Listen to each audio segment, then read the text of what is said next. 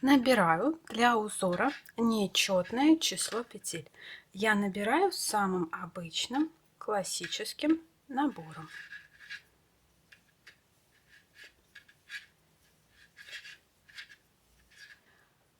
Петли набраны, я набрала 21 петлю и перехожу к вязанию первого установочного ряда. Это будет изнаночный ряд, просто вяжу все петли изнаночные. Я вяжу петли классикой, и для этого узора мне кажется важно, как именно провязывать петли, поэтому если вдруг вы вяжете бабушкиными, то меняйте положение петель на спице, когда будете вязать уже следующий ряд, потому что я буду рассказывать, как вязать этот узор под классику. Вяжу до конца ряда.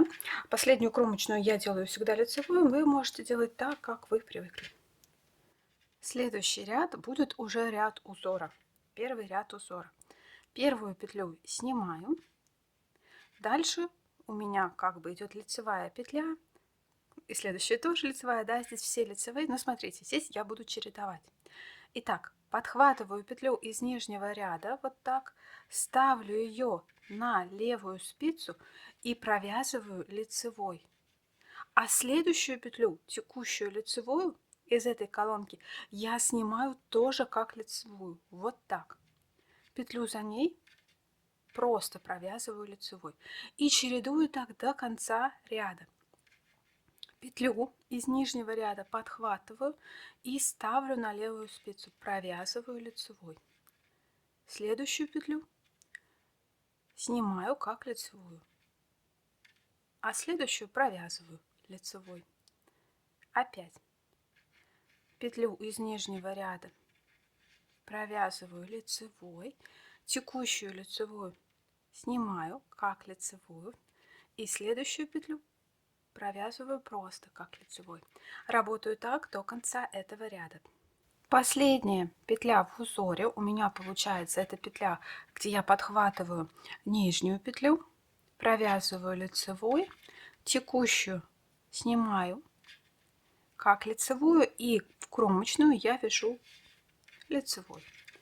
Это был первый ряд узора, он на этом закончен. Второй ряд узора мы будем вязать его по изнаночной, соответственно, стороне. Первую петлю снимаю, это кромочная, ее снимаю не провязанной.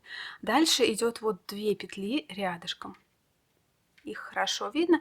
Их провязываю 2 вместе изнаночной, и я вяжу их классикой. Следующую петлю снимаю опять как лицевую. Рабочая нить перед работой. Завожу правую спицу в петлю на ряд ниже. Поднимаю ее, ставлю на левую спицу и провязываю изнаночной опять классикой. И вот у меня получается, что теперь здесь 2 петли, а здесь 1. И продолжаю так до конца этого ряда. 2 вместе лицевой. И еще раз покажу. Текущую петлю снимаю как лицевую нить над работой. Да?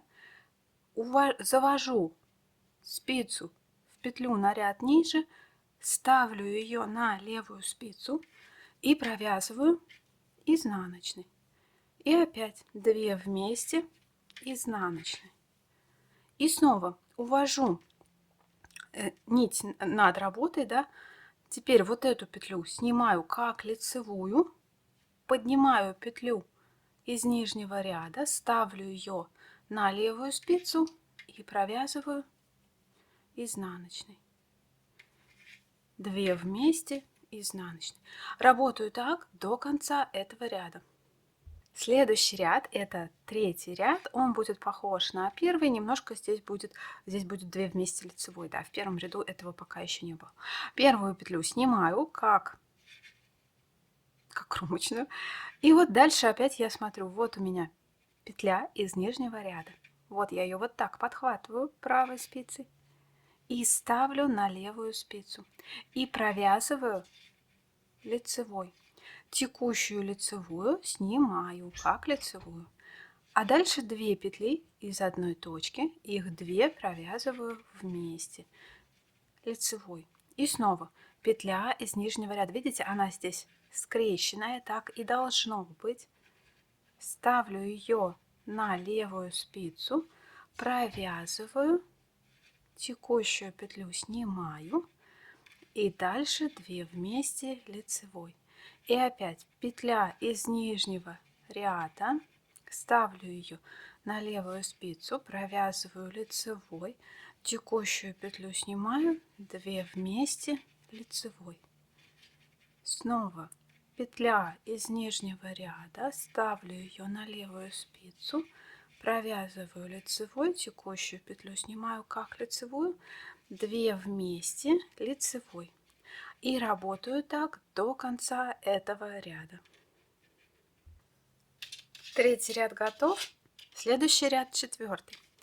Здесь будет то же самое, что во втором ряду. Итак, первую петлю снимаю, это кромочная, дальше 2 петли вместе, и их провязываю изнаночной. И дальше опять повторяю вот этот вот прием из нижней петли. Рабочую нить увожу перед работой, текущую петлю снимаю как лицевую, завожу правую спицу вот так, смотрите, вот она. Подхватываю эту петлю, ставлю ее на левую спицу и провязываю изнаночной. И опять 2 вместе изнаночной. И снова петля перед работой, нить перед работой, текущую петлю снимаю как лицевую, это принципиальный момент. Завожу правую спицу в нижнюю петлю, ее видно, вот она. Подхватываю, ставлю на левую спицу и провязываю изнаночной. И снова 2 вместе изнаночной. И опять текущую петлю снимаю, поднимаю петлю из нижнего ряда, ставлю ее на левую спицу и провязываю изнаночной. И опять 2 вместе изнаночной. Снимаю, ставлю петлю из нижнего ряда и провязываю изнаночной. 2 вместе изнаночной. И работаю так до конца ряда. Дальше повторяем четный нечетный ряд на нужную высоту, то есть всего 2 ряда. И вот такой узор получается, да, похож на лицевую гладь. Но видите, здесь такие елочки, колоски. Вот они. Намного плотнее лицевой глади. Сейчас я вам покажу изнанку. Вот она. Здесь у меня узелочек. И вот по лицу идут колонки скрещенных таких колосков. Очень получается плотный и объемный узор. И я рекомендую для него брать спицы несколько толще, чем вам кажется. Я взяла 8, но пряжа у меня не такая толстая, чтобы вот я вязала на 8, допустим, обычную лицевую гладь. Но из-за того, что узор очень плотный, фактически он двойной, лучше взять спицы побольше. Смотрите, я знаю, многие напишут, как вязать этот узор по кругу.